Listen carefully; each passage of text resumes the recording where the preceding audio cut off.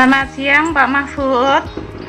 Ya, Bu Ertanti, selamat siang. Ya, bagaimana ini kabarnya?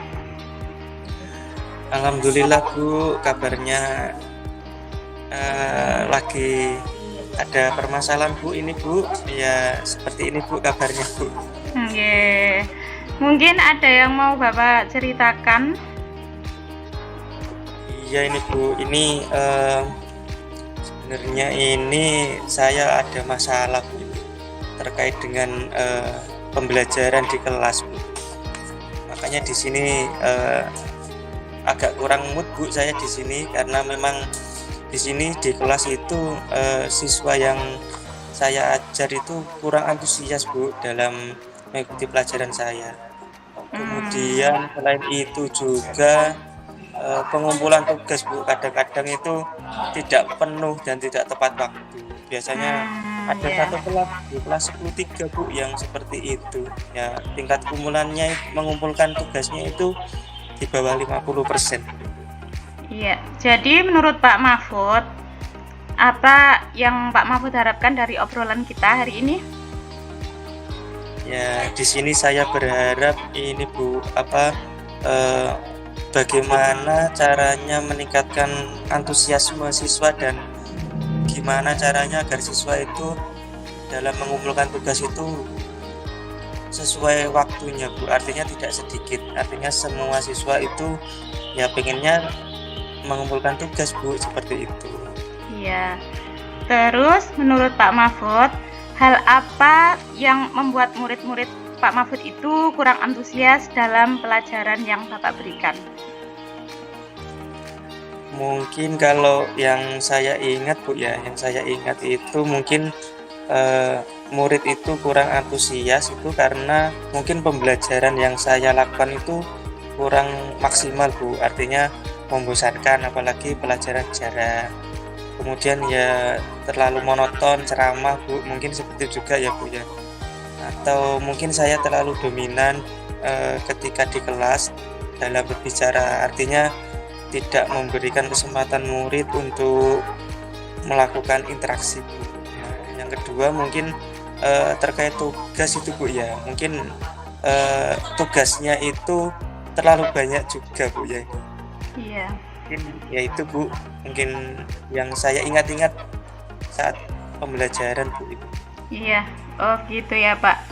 Terus kira-kira apa saja yang membuat murid Pak Mahfud itu bisa antusias dalam pembelajarannya Bapak?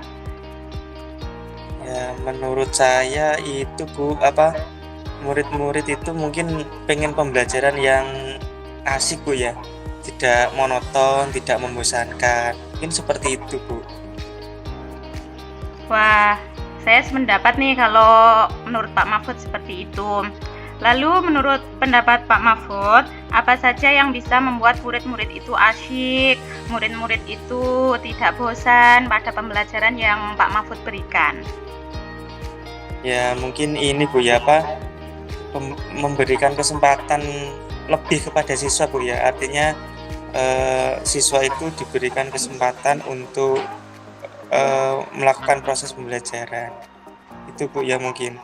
Kemudian di situ juga murid itu agar aktif mungkin dikasih apa itu Bu namanya ice breaking atau game agar mungkin pembelajaran lebih menarik, mungkin seperti itu Bu ya.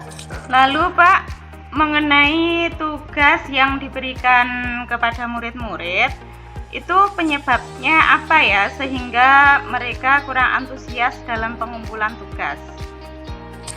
Ya mungkin ini Bu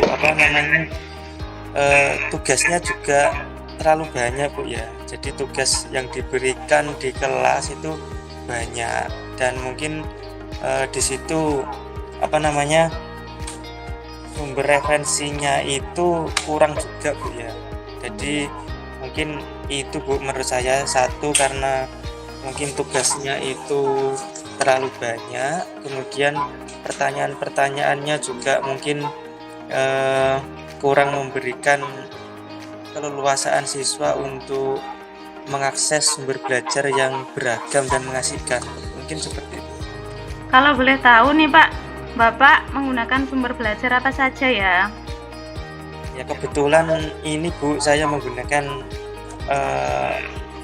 referensi pembelajaran buku teks yang ada di perpustakaan. Mungkin selain sumber belajar yang dari perpus? Mungkin ini Bu ya, banyak juga Bu ya, saya pikir banyak Bu ya, termasuk sumber belajar dari YouTube, kemudian artikel di internet, di blog, kemudian bisa juga ada sumber artikel ilmiah atau tulisan ilmiah atau jurnal yang ada di internet Bu ya, atau bisa juga sumber itu didapat dari tren yang ada saat ini Bu, seperti TikTok, kemudian di Instagram, seperti itu. Nah, betul sekali Bapak. Saya yakin sekali bila Bapak bisa menggunakan berbagai macam sumber belajar, pasti akan membuat murid-murid antusias dalam pembelajaran di kelas Bapak. Ya, Jadi, sekarang apa rencana Bapak untuk menyelesaikan masalah ini? ya mungkin ini Bu ya, yang pertama itu harus bisa merancang pembelajaran Bu ya, yang mengasihkan dengan menggunakan sumber belajar yang beragam Bu ya, seperti YouTube, TikTok ya. Kemudian yang kedua mungkin memberikan tugas itu tidak terlalu banyak Bu, sehingga nanti tugasnya itu juga disesuaikan dengan minat siswa. Istilahnya nanti akan melaksanakan pembelajaran yang berdiferensiasi Bu ya, sehingga nanti murid tidak terkesan dipaksa, tapi mereka juga senang mengerjakan tugasnya. Misal menggunakan drama atau lagu atau puisi, dan mungkin bisa menggunakan juga laporan digital Bu ya. Bagus sekali rencana Pak Mahfud ini. Mudah-mudahan berhasil ya Pak. Terus apa komitmen Bapak terhadap rencana tersebut? Saya berkomitmen untuk selalu membuat rencana pembelajaran yang mengasihkan Bu, dengan menggunakan banyak sumber belajar untuk mengeksplorasi materi, sehingga murid-murid juga dapat menjalankan istilahnya kalau sekarang merdeka belajar Bu ya. Dan mungkin saya juga akan membuat murid-murid saya itu senang dalam kegiatan eksplorasi materi tanpa ada unsur paksaan. Mungkin saya juga terkait pemilihan sumber, nanti murid-murid juga diberikan keleluasaan untuk mengakses sumber-sumber itu. Mungkin seperti itu. Bagus sekali Bapak. Saya sangat mendukung. Mudah-mudahan semua berjalan lancar dan mendapatkan hasil sesuai yang Pak Mahfud harapkan ya.